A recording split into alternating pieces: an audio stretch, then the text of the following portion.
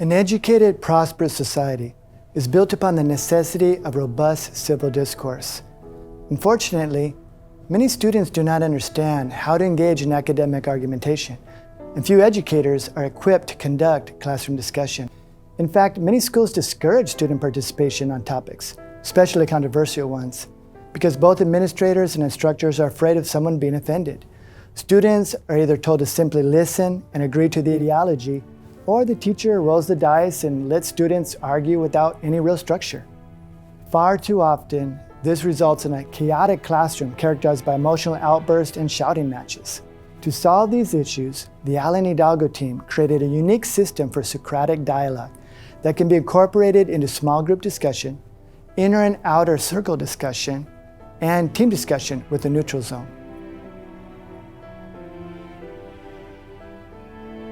Specifically, auxiliaries and templates were created that guide students to create an argument structure, to communicate their argument structure, and to ask questions to probe argument structures.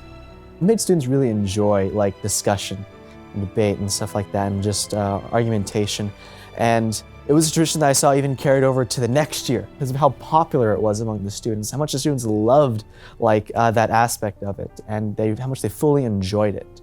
I do feel that my argument structure has improved just from using some of the available assets they've given you to learn. The main auxiliary is entitled The Quick Reference Guide to the Terminology of the Socratic Method. This auxiliary provides students with all of the components that form an argument structure, which students need to complete their Socratic Method templates. The templates are divided into the pre-discussion argument structure, the presentation and the recording of the argument structure, discussion, which is clarification and elenchus, and a post-discussion final position. The Hidalgo Socratic methodology reveals to students that their argument structure is their worldview.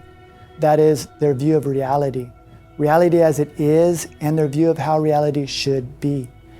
This is a complex concept to grasp, and that is why these auxiliaries are groundbreaking in their didactic ability to clearly define such argumentative concepts, such as information to be perceived, interpretation of information, and moral reasoning to assign importance to the information. The final result is a desire to learn instead of an oppressive feeling of being indoctrinated, a desire for truth instead of a desire to dominate, all within a respectful environment where questions and comments may be shared without fear of repercussion.